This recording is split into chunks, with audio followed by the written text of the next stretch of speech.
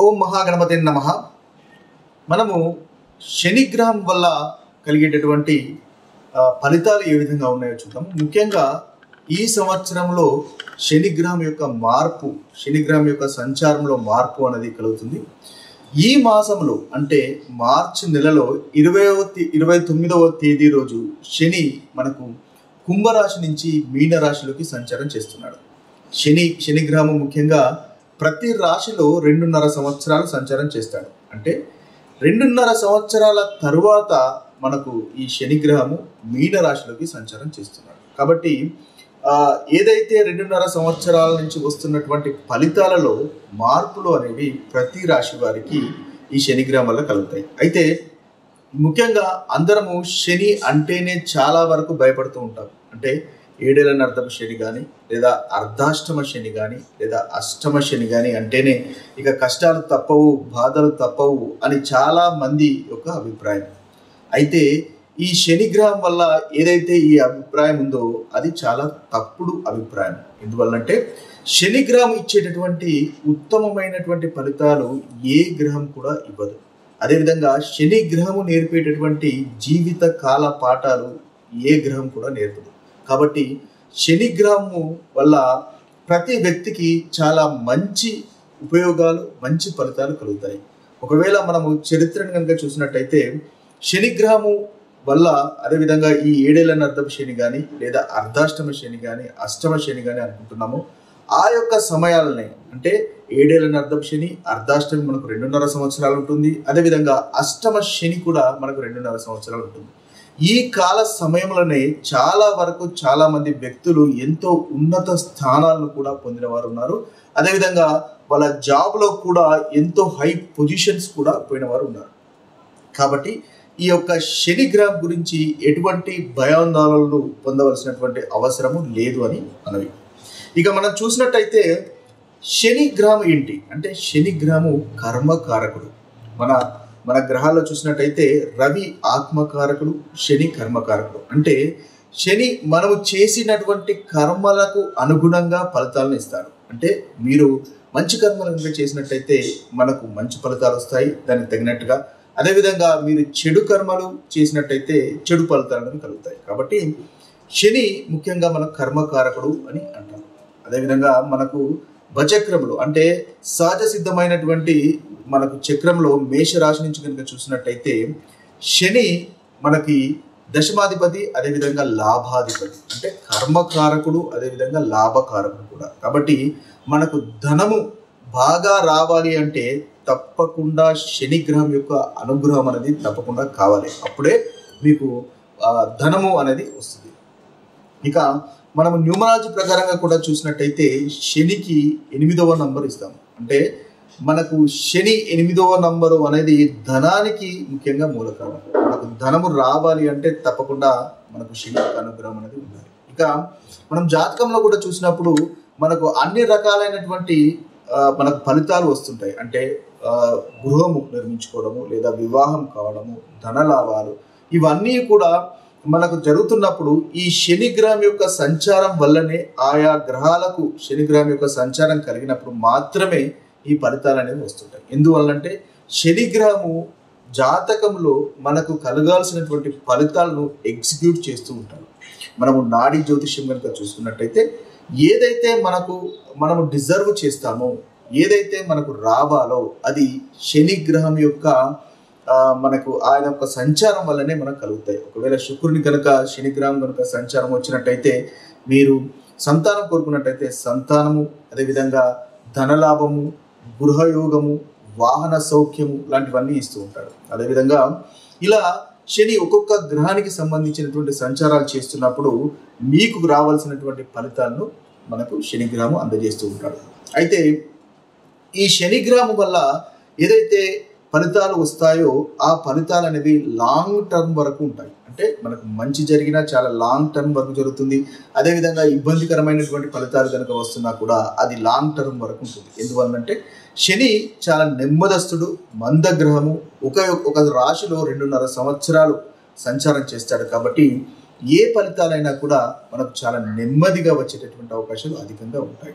కాబట్టి ఇవి అందువల్లనే మనకు ఎక్కువగా ఈ కష్టాలు వచ్చినట్టయితే చాలా వరకు కష్టాలు వచ్చాయి అనేటటువంటి అనుభవం, బాధ అనేది వస్తుంది. అయితే మనకు ఈ గ్రహాలలో 2 రకాల గ్రహాలు ముఖ్యంగా మనకు నాలెడ్జ్ని ఇస్తూ ఉంటాయి. దానిలో ముఖ్యంగా గురుగ్రహము మనకు జ్ఞానాన్ని ఇస్తూ ఉంటాడు. గురువు ఆయన పేరులోనే ఆయనకు గురుగ్రహం అనేది ఉంది కాబట్టి గురువు మనకు జ్ఞానాన్ని ఇస్తాడు. అయితే ఈ గ్రహం వల్ల కలిగే జ్ఞానము పుస్తకాల వల్ల కలుగుతుంది. అంటే మనకు థియరిటికల్ నాలెడ్జ్ వల్ల మనకు జ్ఞానం కలుగుతుంది. ఆ జ్ఞానాన్ని మనం ఉపయోగించుకొని మంచి పనులు చేస్తూ ఉంటాం, మనం అభివృద్ధి పొందుతూ ఉంటాం. అయితే శని గ్రహం వల్ల కూడా ప్రతి వ్యక్తికి జ్ఞానం అనేది కలుగుతుంది. కానీ శని గ్రహం ఇచ్చేటటువంటి జ్ఞానము పుస్తకాల రూపంలో ఉండదు, అనుభవపూర్వకంగా ఉంటుంది. అనుభవపూర్వకంగా అంటే ఏంటి? మనకు జీవితంలో కష్టాలు కలిగించి తద్వారా ఏదైతే మనకు రావాల్సినటువంటి జ్ఞానాన్ని ఆయన అందజేస్తుంటారు. కాబట్టి జీవిత పాఠాలు, జీవిత సత్యాలు అనేవి మనకు దాదాపుగా ఏదైతే శని గ్రహం వల్లనే కలుగుతూ ఉంటాయి. ఆ యొక్క శని దశ అంతర్దశలు కానీ మనం అనుకున్నట్టుగా ఏదైనా అర్థం శని, అర్ధాష్టమి, అష్టమ శనులు వచ్చినప్పుడే జీవిత సత్యాలు అనేవి మనకు బోధపడుతూ ఉంటాయి. తద్వారా మనకు మన ప్రవర్తనలో మార్పు అనేది రావడం ద్వారా మనకు అభివృద్ధి అనేది జరుగుతూ ఉంటుంది. ఒక ఉదాహరణ కనుక తీసుకున్నట్టయితే మనకు ఒక గాయము అయింది అనుకోండి. కాబట్టి ఆ గాయము నయం కావాలి లేదా ఏదైనా వ్యాధి నయం కావాలి అంటే దానికి సంబంధించినటువంటి ఆపరేషన్ చేయవలసినటువంటి అవసరం ఉంటుంది, దానికి స్టిచెస్ చేయవలసినటువంటి అవసరం ఉంటుంది. కాబట్టి ఈ ఆపరేషన్స్కు స్టిచెస్ చేయడానికి మనము ఎంతో కొంత బాధను అనుభవించవలసినటువంటి అవసరం ఉంటుంది. అయితే ఈ బాధను అనుభవిస్తాము, కానీ మనకి ఏదైతే ముందుగా ఉన్నటువంటి ఆ గాయమో లేదా వ్యాధి ఉందో ఆ వ్యాధి అనేది నయమవుతుంటుంది. అంటే అది నయం కావడానికి మనం ఈ బాధను అనేది తప్పకుండా అనుభవించక తప్పదు. అదే శనిగ్రహం యొక్క అనుగ్రహం అన్నమాట. అందువల్ల శనిగ్రహం యొక్క ప్రవర్తన విధానం అనేది ఆ విధంగా ఉంటుంది. కాబట్టి ఈ శనిగ్రహం గురించి ఎవరు భయపడవలసినటువంటి అవసరం లేదు. ఆయన వల్ల ధనలాభము, చాలా అభివృద్ధి అనేది జరుగుతుంది. అయితే ఈ శనిగ్రహం మనకు ఈ సంవత్సరంలో ముఖ్యంగా ఈ మార్చి 29వ సంవత్సరంలో మనకి కుంభరాశి నుంచి మీనరాశిలోకి వెళ్తుంది. కాబట్టి ఆయన కలగజేస్తున్నటువంటి ఫలితాలు ఏ విధంగా ఉన్నాయో చూద్దాం.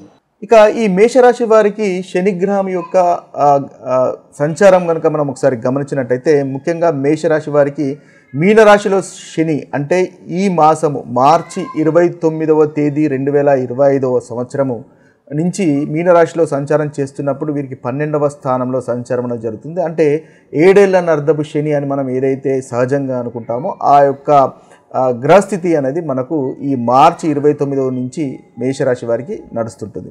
అయితే ముఖ్యంగా మేషరాశి వారికి ఈ 2.5 సంవత్సరాలు ఏం చేయాలి అంటే ఖర్చులు అధికంగా ఉండేటటువంటి అవకాశం ఉంటుంది. 12వ స్థానంలో శని యొక్క సంచారం, ఖర్చులు అధికంగా ఉంటాయి. అదేవిధంగా స్టాక్ మార్కెట్ లాంటి విషయాల్లో కూడా కాస్త మీకు ఆచితూచి ఇన్వెస్ట్ చేయడం అనేది మంచిది. లాస్ వచ్చేటటువంటి అవకాశాలు ఉంటాయి. ఏదైతే మనకు పక్కా స్ట్రాటజీ ఉంటుందో అలాంటి వాటి ద్వారానే మీరు ఇన్వెస్ట్ చేయడం అనేది మంచిది. అదేవిధంగా ఆరోగ్య సమస్యలు ఉండేటటువంటి అవకాశాలు కనిపిస్తున్నాయి. 12వ స్థానం అనేది ఆరోగ్యాన్ని కూడా మనకు ఇండికేట్ చేస్తుంది. కాబట్టి మేషరాశి వారికి శనిగ్రహం వల్ల ఆరోగ్య సమస్యలు కూడా ఉండే అవకాశాలు కనిపిస్తున్నాయి. కాబట్టి నియమితమైనటువంటి ఆహారం తీసుకోవడము, సక్రమంగా వ్యాయామం లాంటి చేయడము, యోగా, ధ్యానము చేయడం వల్ల మేషరాశి వారికి ఈ 2.5 సంవత్సరాలు ముఖ్యంగా శని యొక్క సంచారం వల్ల మంచి ఫలితాలు అనేవి కలుగుతాయి. అయితే తీవ్రమైనటువంటి అనారోగ్యాలు ఉండకపోయినప్పటికీ దీర్ఘకాలికంగా అనారోగ్యం ఉండేటటువంటి అవకాశాలు కలుగుతాయి. కాబట్టి చిన్న చిన్న అనారోగ్యమైనా సరే దీర్ఘకాలికంగా ఉండేటటువంటి అవకాశాలు ఉంటాయి. కాబట్టి ఏదైతే మీరు ఉదయం నడవడము, వాకింగ్ చేయడము, తీసుకునేటటువంటి ఆహార విషయంలో జాగ్రత్త పడినట్టయితే చక్కటి ఫలితాలను మీరు పొందగలుగుతారు. అయితే కాస్త ముఖ్యంగా ఆధ్యాత్మికమైనటువంటి దిశ వైపు మీరు మొగ్గు చూపినట్టయితే ఏదైతే శని వల్ల కలిగేటటువంటి ప్రతికూలమైనటువంటి ఫలితాలు తొలగిపోయి అనుకూలమైనటువంటి ఫలితాలు కలుగుతాయి. ఇవి స్థూలంగా మనకు మేషరాశి వారికి శని వల్ల కలిగేటటువంటి ఫలితాలు. ఇక శనిగ్రహము వల్ల కలిగేటటువంటి బాధలు తొలగిపోవడానికి పరిహారాలను కనుక మనం ఒకసారి గమనించినట్టయితే శనిదేవుని యొక్క ఆరాధన అనేది ముఖ్యంగా ఒక మంచి పరిహారంగా మనం చెప్పుకోవచ్చు. శనివారం శనిదేవునికి నైవేద్యాలు శనీశ్వరునికి నైవేద్యాలు సమర్పించడం వల్ల ఉత్తమమైనటువంటి ఫలితాలు కలుగుతాయి. అదేవిధంగా శని గాయత్రి మంత్రము లేదా ఓం శం శనిశ్చరాయ నమః అనేటటువంటి మంత్రాన్ని కూడా శనివారం 108 సార్లు జపించడం వల్ల శనీశ్వరుని వల్ల కలిగేటటువంటి బాధలు తొలగిపోయే అవకాశాలు మనకు అధికంగా ఉంటాయి. అదేవిధంగా శని దేవునికి నల్ల నువ్వులతో నూనెతో కనుక మనము దీపం వెలిగించడం అనేది శుభప్రదంగా చెప్పుకోవచ్చు. ఇవే కాకుండా శనీశ్వరునికి ఇంకా వివిధ రకాలుగా పరిహారాలను చేసుకోవచ్చు.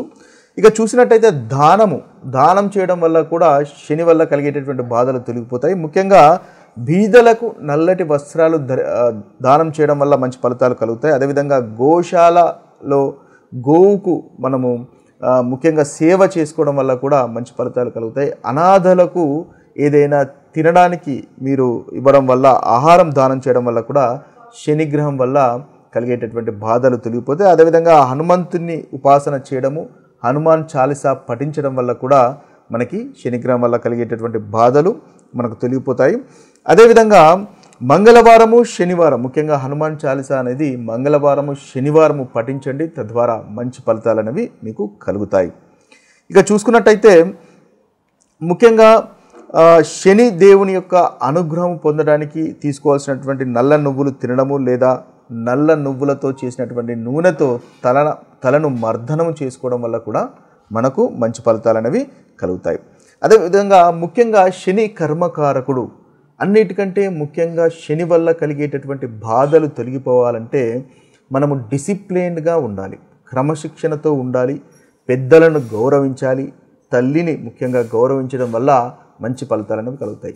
ఎవరైతే డిసిప్లిన్గా ఉంటారో, వారు చేస్తున్నటువంటి కర్మ పైన ఫోకస్ చేస్తారో, మంచి పనులు చేస్తారో, ధర్మబద్ధంగా న్యాయబద్ధంగా ఇతరులను మోసం చేయకుండా ఉంటారో వారికి ఎటువంటి శని వల్ల కలిగేటటువంటి ఎటువంటి ఇబ్బందులు కలగవు. ఏదైతే అర్ధాష్టమ శని కానీ, అష్టమ శని కానీ, 7 ఏళ్ల నర్ధపు శని కానీ జరుగుతుంది అనుకుంటున్నారో అలాంటి వారు ముఖ్యంగా ఈ ధర్మబద్ధంగా గనక మీ యొక్క ప్రవర్తన కనుక ఉన్నట్టయితే మీకు ఎలాంటి ఇబ్బందులు కలగవు. ఎందువల్లంటే శని కర్మకారకుడు, ధర్మబద్ధంగా నడవడాన్ని కోరుకుంటాడు కాబట్టి ఆయన మీరు చేసేటటువంటి పనుల ప్రకారంగా ఫలితాలు ఎగ్జిక్యూట్ చేస్తాడు. కాబట్టి మీ యొక్క ప్రవర్తనలో మార్పు అనేది రావడం వల్ల మంచి ఫలితాలు అనేవి మీరు పొందగలుగుతారు.